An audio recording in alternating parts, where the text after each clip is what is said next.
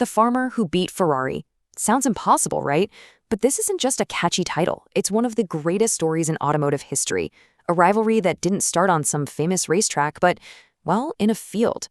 This is the story of how a tractor maker, of all people, decided to take on a legend and actually won. So let's just picture this for a second. On one side, you've got Lamborghini. And back then, this name meant tractors. Tough, practical machines built for farmers in post-war Italy, born from pure necessity. And on the other side, Ferrari. I mean, the name says it all, right? The ultimate symbol of speed, of luxury, of racing glory. These two couldn't be from more different planets. But here's the crazy part. One was about to create the other. But get this. The entire Lamborghini brand, the screaming V12s to crazy scissor doors, the posters on every kid's bedroom wall, none of it exists because of some grand business plan. Nope, it exists because of an insult. One single, blistering insult.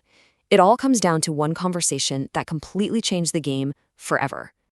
So, to really get why this insult hit so hard, you have to understand the man on the receiving end, Ferruccio Lamborghini. He wasn't some silver spoon kid born into the racing world. Not at all. His story literally starts in the dirt. And just look at his path. This guy was a born mechanic. He was way more interested in his dad's tractor than the family vineyard. He really cut his teeth during World War II, fixing up military vehicles, becoming a master mechanic. And when he got home, he had this incredible idea. He took all that know-how and built his first tractor from salvaged military parts. I mean, talk about resourceful. From there, he built a whole empire, Lamborghini Trattori.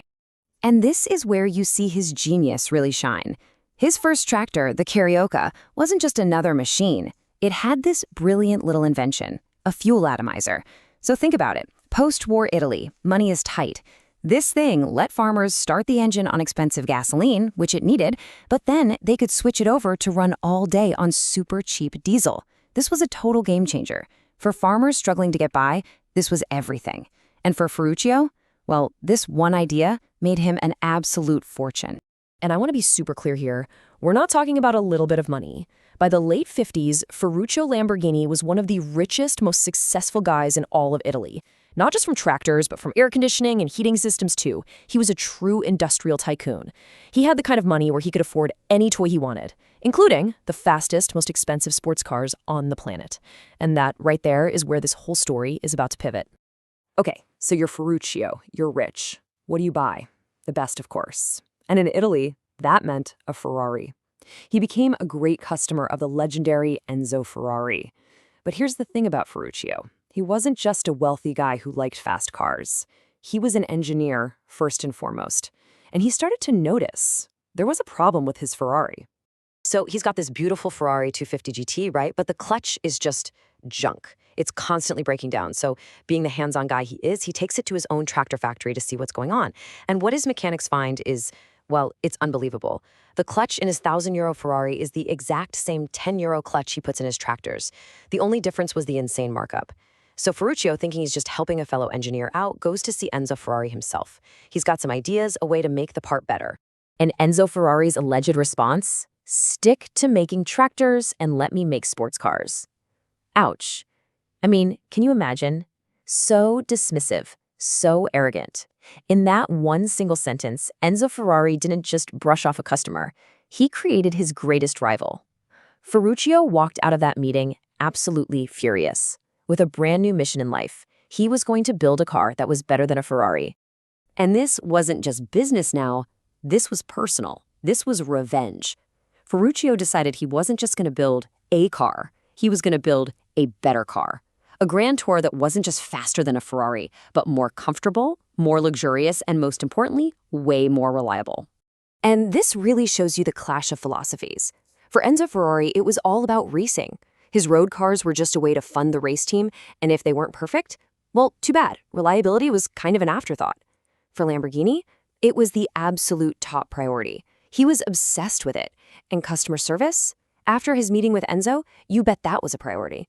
The stories are legendary. If a customer's car broke down, Ferruccio would literally fly a mechanic out to fix it personally, the exact opposite of the treatment he received.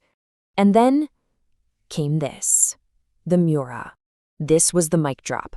It was a project his young engineers were working on in secret, and when Ferruccio saw it, he knew This was it.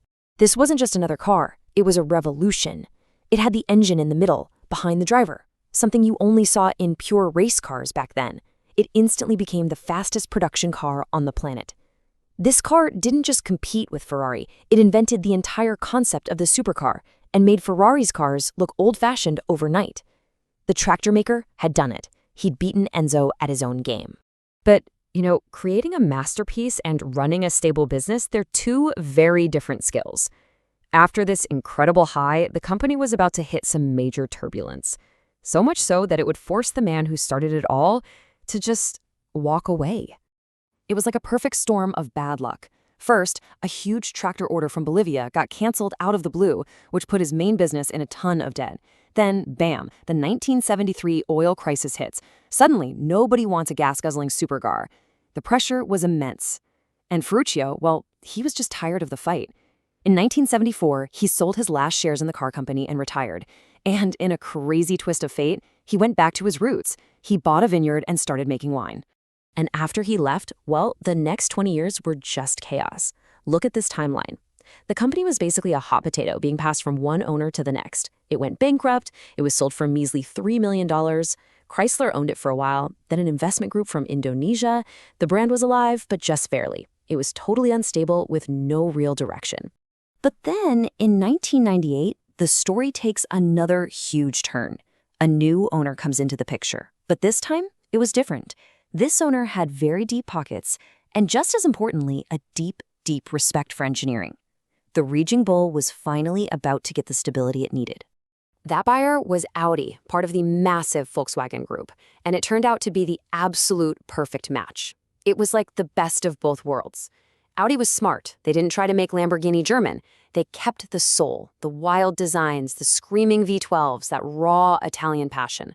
But they added what was missing: German precision.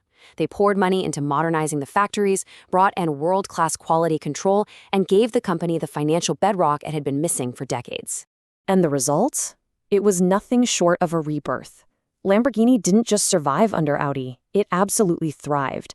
This is the era that gave us modern icons like the Murcielago, the Gallardo, the Aventador. The brand was back, and bigger than ever. But the move that truly changed everything was something Ferruccio himself probably would have laughed at: an SUV, the Urus.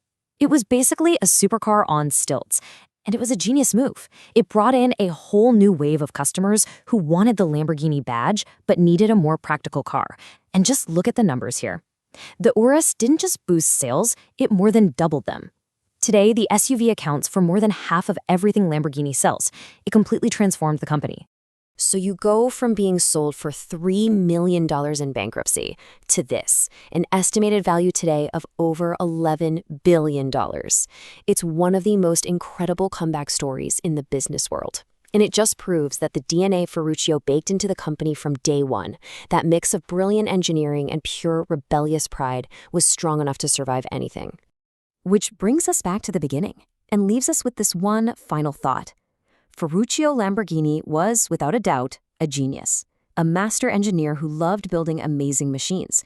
But would any of this have happened without that insult? Would the world have ever gotten the supercar if Enzo Ferrari had just been a little bit nicer that day?